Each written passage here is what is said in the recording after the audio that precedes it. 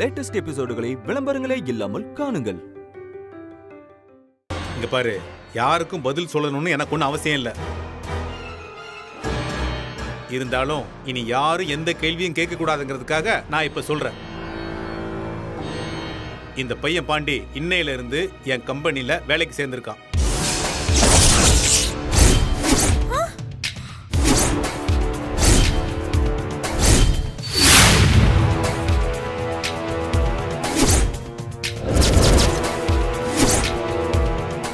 ஆமா, இவர் வச்சிருக்கிறது பெரிய எம்என்சி கம்பெனி. அவர் இவனுக்கு அப்பாயின்மெண்ட் ஆர்டர் போட்டு கொடுத்துட்டாரு. வச்சிருக்கிறது ஒரு 2 இத்து போன போர்டு, 4 அண்டா, 4 குண்டா, 2 கரண்டி. இவ்வளவுதான் இந்த கம்பெனியோட அசெட். இதுக்கு ஒரு அசிஸ்டன்ட். கொஞ்சம் விட்டா இன்கம் டாக்ஸ் ரைட்லாம் வரும் பார் போல இருக்கு. இந்த பார், சிறுசோ பெருசோ எனக்கு இதுதான் கம்பெனி. பாண்டி என்னோட ஸ்டாஃப். அவன் தினமும் வருவான், இங்க தான் இருப்பான். என்ன தவிர யாரும் இவனை எதுவும் கேட்க கூடாது. இந்த பார், இவன் இங்க வர்றது யாருக்கெல்லாம் பிடிக்கலையோ அவங்கெல்லாம் இந்த வீட்டை விட்டு தாராளமா போயிட்டே இருக்கலாம். சுத்தம்.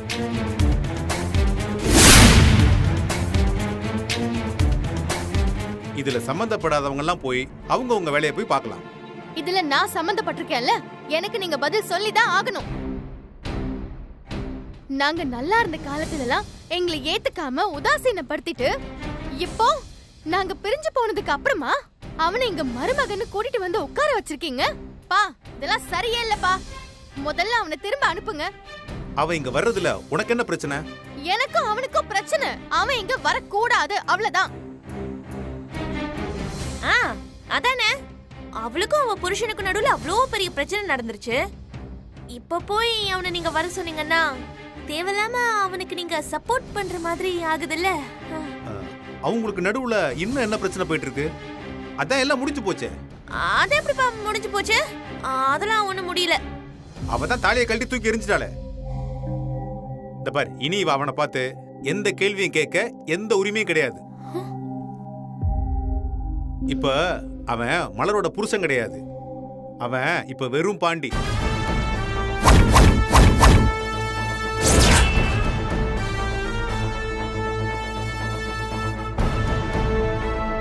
Staff of Sita foods.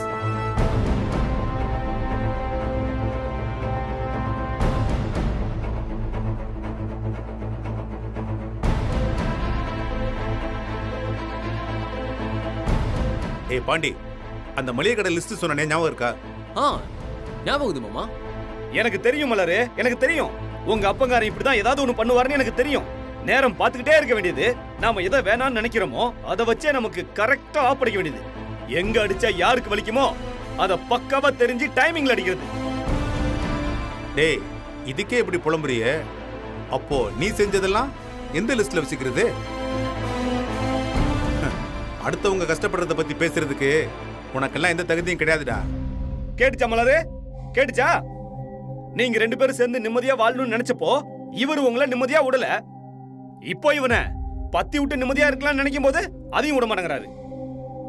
எப்படி ஒருத்தரை டார்ச்சர் பண்ணுங்கிறதுல இவர் பெரிய எக்ஸ்பர்ட். அடுத்த மாசம் PhD முடிக்கிறாரு. ஸ்லோ பாய்சனை விட ரொம்ப மோசமான ஆளு மலரு இவரு. டேய் ராஜா, ரொம்ப அநியாயமா பேசுற நீ. இனி ஒரு வார்த்தை உங்க அப்பாவை பத்தி தப்பா பேசுன நல்லா இருக்காது. மா, நீங்க பேசாம இருங்கம்மா. பிளான் பண்ணி எக்ஸிக்யூட் பண்றதுல இவர் பெரிய பயங்கரவாதிமா.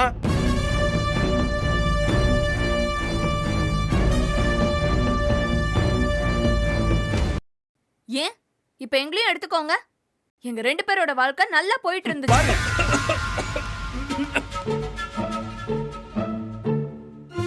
இவங்களை பகைச்சுக்கிட்டோங்கிற ஒரே காரணத்துக்காக என் புருஷனை எனக்கு எதிராக திருப்பிட்டு இப்ப இந்த நிலைமைக்கு கொண்டு வந்து விட்டுருக்காரு பாருங்க. எங்க அப்பாவை போலீஸ் ஸ்டேஷனுக்கு அனுப்புனது, ரவிக்கு இன்னொரு பொண்ணோட பழக்கம் இருக்குன்னு தெரிஞ்சும் ஒன்னும் பேசாம இருக்கிறது, இது ஒரு பெரிய மனுஷன் பண்ற வேலையா? அப்பா, போதும்பா, எல்லாம் போதும். இங்க பாருங்க, நாங்க இத்தனை பேர் சொல்றோம், அவன் இந்த வீட்டுக்குள்ள வரவே கூடாது.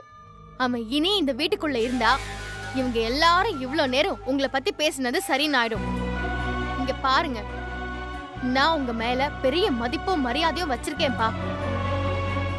என்னையும் உங்களுக்கு எதிரா பேசுற மாதிரி தயவு செஞ்சு மாத்திராதீங்க, ப்ளீஸ் பா. மாமா இங்க ஏற்கனவே நிறைய பிரச்சனைங்க இருக்குது. இப்ப என்னால இன்னொரு பிரச்சனை பெருசாகணுமா? நான் கிளம்புறேன் மாமா. அப்பா சாமி தயவு செஞ்சு கிளம்பு நீ. டேய், நீ போய் மளிகை சாமான் லிஸ்ட்லாம் எடுத்துட்டு பஜாருக்கு போய் எல்லாம் வாங்கிட்டு ஒன்னு ஒன்னா செட் பண்ணி வண்டியில போட்டு எடுத்துட்டு வா போ. அப்ப நான் சொல்றத நீங்க கொஞ்சம் கூட காது கொடுத்து கேட்க மாட்டீங்கல்ல? இவனா நானு வரும்போது நீங்க பாண்டி பக்கம் தான் சப்போர்ட் பண்றீங்கல்ல? உங்களுக்காக தான் நான் எல்லாத்தையுமே விட்டுட்டு இங்க வந்தேன். ஆனா நீங்க என்னையும் மத்தவங்கள மாதிரி உதாசீனப்படுத்திட்டீங்கல்ல? இந்த பாசம், நன்றி உணர்ச்சி, வலி, வேதனை இத பத்தி எல்லாம் பேசுறதுக்கு இங்க யாருக்கும் அருகதை கிடையாது. நீ அவனை அத்து விட்டுட்ட. அவன் இப்ப என்கிட்ட வேலை செய்யற ஒரு சாதாரண ஆளு. போய் ஆளாளுக்கு அவங்க வேலையை பாருங்க. டேய் பாண்டே, நீ போய் அந்த மல்லிகை சாமான் வாங்கிட்டு வா. சரி வாசித்தா போலாம். இவெல்லாம் ஒரு பெரிய மனுஷன்.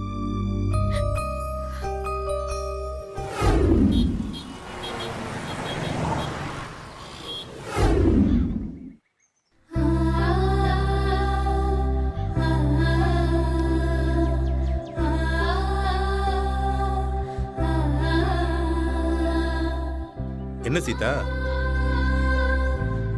நீ அமைதியா இருக்கிறத பார்த்தா அடுத்து நீ எதுவும் சண்டை போட போறியா? சண்டையா? இருக்கிற சண்டை பத்தாதா? நான் ஏன் சண்டை போடணும்? பாண்டிய என் கூட வேலைக்கு சேர்த்ததுக்கு உன் பொண்ணு அந்த குதி குதிக்கிறாளே. போதா குறைக்கு இந்த ராஜா பயலும் அவ கூட சேர்ந்துக்கிட்டு தவிக்கிட்டு இருக்கான். இதுல உனக்கு எதுவும் கருத்தோ ஆக்ஷேபனையும் இல்லைல்ல?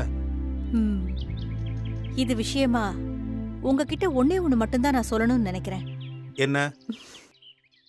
I love you.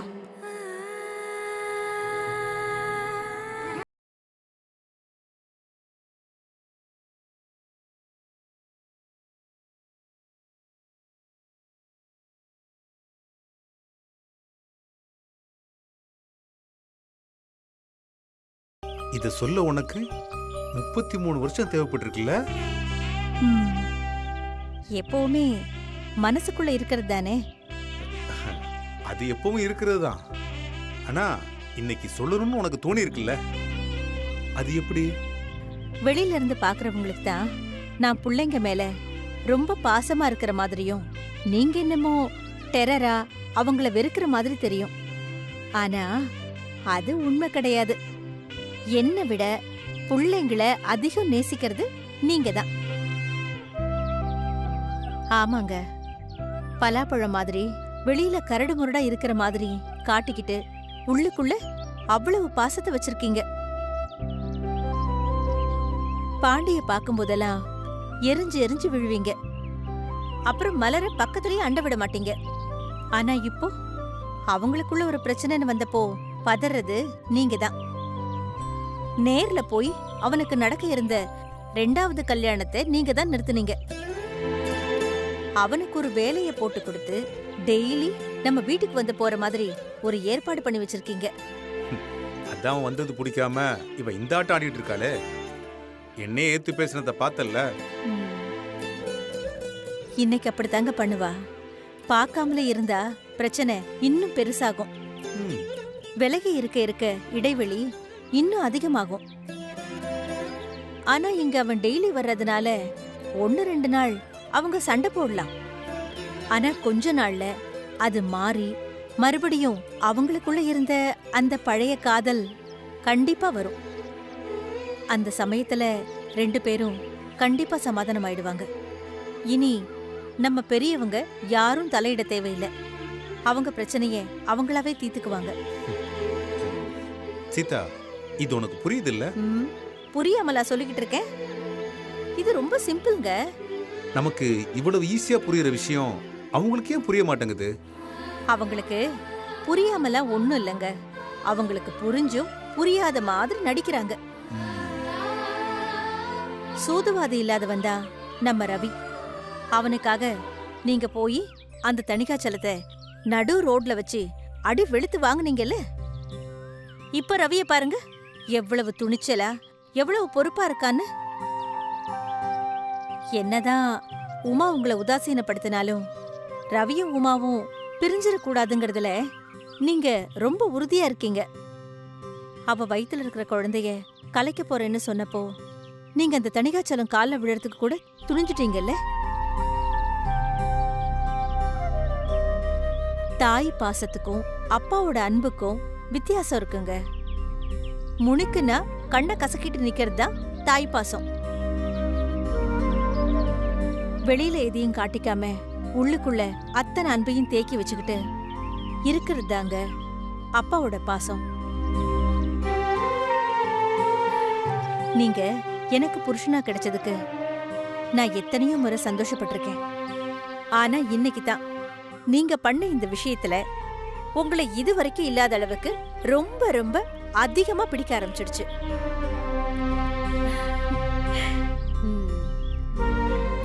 அதனாலதான் ஐ லவ் யூன்னு சொன்னேன்.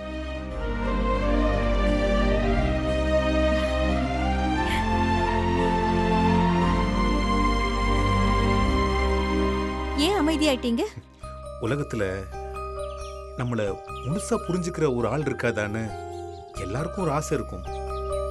அந்த ஆள் பொண்டாட்டியா இருந்துட்டா அதை விட சந்தோஷம் வேற எதுவும் இருக்கா என்ன?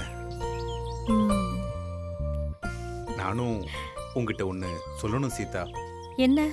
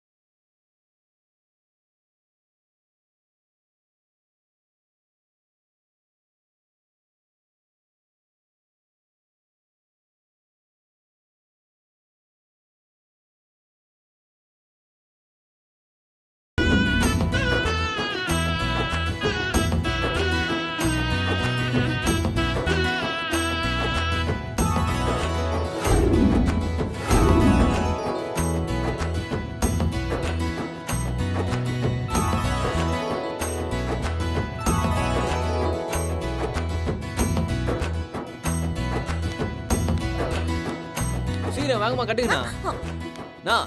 அந்த பூ என்ன அப்படியே சுத்துவோம். நீங்க முஸ்டிங்களா இல்லையா? ஏய், என்ன அதெல்லாம்? எனக்கு எப்படி தெரியும்? நானும் அந்த மாதிரி தான் சஸ்பென்ஸோட வெயிட் பண்றேன். இப்போ எதுக்கு தேவையில்லாம இந்த பையன் இந்த வேலையெல்லாம் பார்த்துட்டு இருக்கான்? ஏய், வரங்க. ஏய், பட. ஏய், போடா வா. ஏய், என்னடா? நான் give respect, take respect. ஓ இஷ்டத்துக்கு வாடான்ற உனக்கு அவள் தான் மரியாதை தெரியுமா? பச்சிக்கிறியா இல்லையா? எல்லாத்தையும் பொத்துன்னு போறதுக்கு நான் ஒன்றும் தங்கச்சி புருஷன் கிடையாது. பாண்டி, அரியகுப்பம் பாண்டி ஏரியா பத்தி கேள்விப்பட்டிருக்கியா?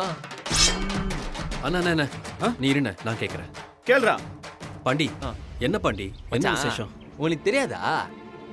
இன்னிதான் மாமாவோட கம்பெனியை ஸ்டார்ட் பண்ண போறோம்.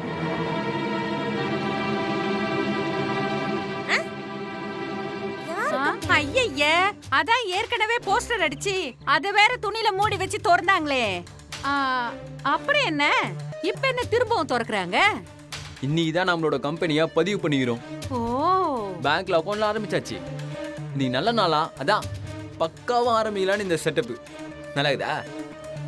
ஓ, பேங்க்ல இருந்து மேனேஜர்லாம் வந்துங்கறாங்களாம். டேய், யாரை கேட்டீங்க கடை திறக்க போறீங்க? யாருக்கிட்டடா சொன்னீங்க? எங்களெல்லாம் பார்த்தா உனக்கு எப்படி தெரியுது? டேய், யாரடா கேட்கணும்?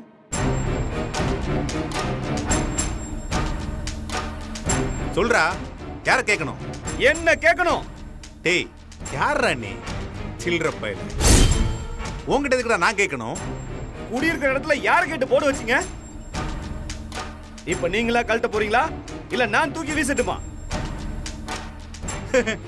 போட கழட்டணுமா? டேய், போர்டு மேல கை வச்சு பாரு.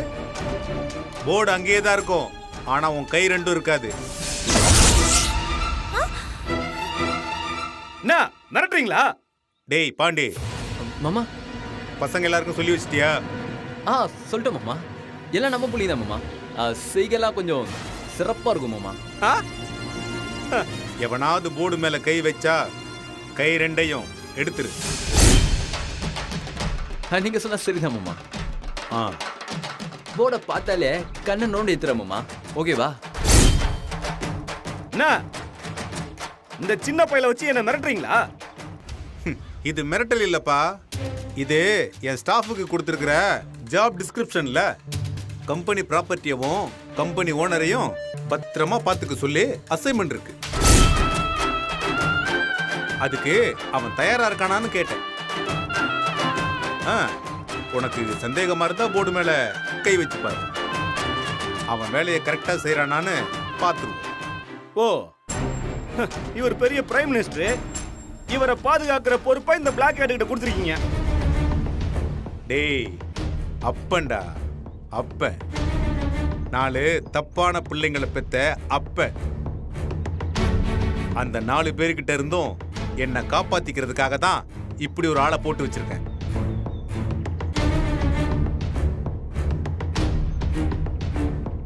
டேய் ராஜா, வேணாண்டா. அவர் என்னவோ பண்ணிட்டு போட்டோம், விட.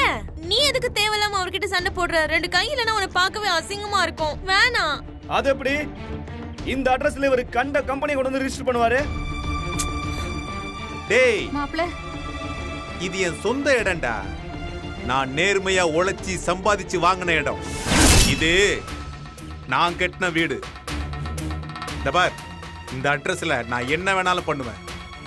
எவனையும் கேட்க வேண்டிய அவசியம் எனக்கு இல்ல. இந்த அட்ரஸ நான் உருவாக்குனதுடா. நான் தாண்டா உங்க எல்லாருக்கும் அட்ரஸ் கொடுத்துருக்கேன். அத நல்லா தெரிஞ்சுக்கோ. எதுவாடா? டேய், நீயும் உன் குடும்பமும் வெக்கமே இல்லாம ஓசியில உட்கார்ந்து தின்னுட்டு இருக்கீங்களே, இது தாண்டா என் சொந்த இடம். மொத்த பேருக்கும் இந்த வீட்டை அடமானம் வச்சுதான் பணம் வாங்கியிருக்கேன்னு எழுதி கொடுத்துருக்கீங்க. எங்க 3 பேத்துக்கிட்டையும் உங்க வீட்டை அடமானம் வச்சுட்டு எங்களை கேட்காம உங்க இஷ்டத்துக்கு வியாபாரம் பண்ணுவீங்களா? எங்க கடனை அடைச்சாதான் நீங்க இந்த வீட்டுக்கே ஓனரு. அது வரைக்கும் நீங்க வட்டி கட்டிக்கிட்டு இருக்கிற ஒரு கடனாளி தான் சார், கடனாளி. புரியுதா இல்லையா?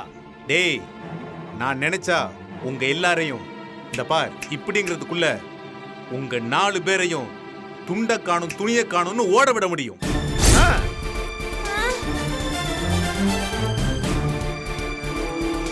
நானா பார்த்து இதுங்களுக்கு காசை கொடுத்துட்டு அதுக்கப்புறமா அடிச்சு துரத்தலான்னு விட்டு வச்சிருக்கேன். அந்த நாள் வரும்போது உங்க எல்லாரையும் மொத்தமா தலை முழுகணும்னு காத்துக்கிட்டு இருக்கேன். இந்த பாருடா, நான் என் வீட்டுல என்ன வேணாலும் பண்ணுவேன். அதுக்கு நான் யாருக்கிட்டையும் பர்மிஷன் வாங்கணும்னு அவசியமே இல்லை. முதல்ல நீங்க எல்லாம் என் முன்னாடி வந்து பேசுறதே தப்பு. போடா. இன்னைக்கு நான் என்னோட தொழிலை இந்த இடத்துல ஆரம்பிக்க போறேன். எவன் வந்து தடுக்கிறான்னு நானும் பார்க்கிறேன். என் வாழ்க்கை முழுசும் என்னை எல்லாரும் ஓட விட்டு அடிச்சிட்டீங்கடா. ஏதோ பெத்த பாவத்துக்கு நானும் அதெல்லாம் பொறுத்துக்கிட்டேன். ஆனா இனிமே அது மாதிரிலாம் என்னால இருக்க முடியாது. இனி என்ன ஒரு அடி அடிச்சா நீ திரும்ப எழுந்திருக்காத அளவுக்கு 100 அடி அடிப்பேன். முடிஞ்சா கை வச்சு பாரு.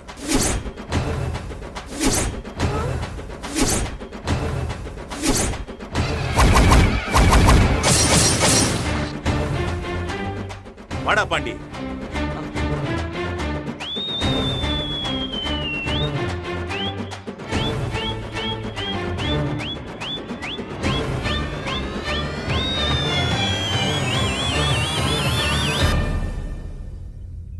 என்ன வர வர மார்க்கண்டியன் பஞ்சு பரமசிவ மாதிரி ஆயிட்டு போறாரு?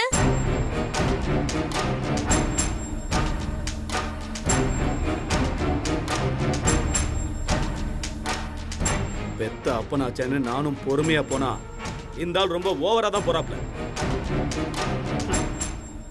இந்த கம்பெனி எப்படி நடக்குதுன்னு நானும் பாக்குறேன். நான் யாருன்னு நாளைக்கு காட்டுறேன்.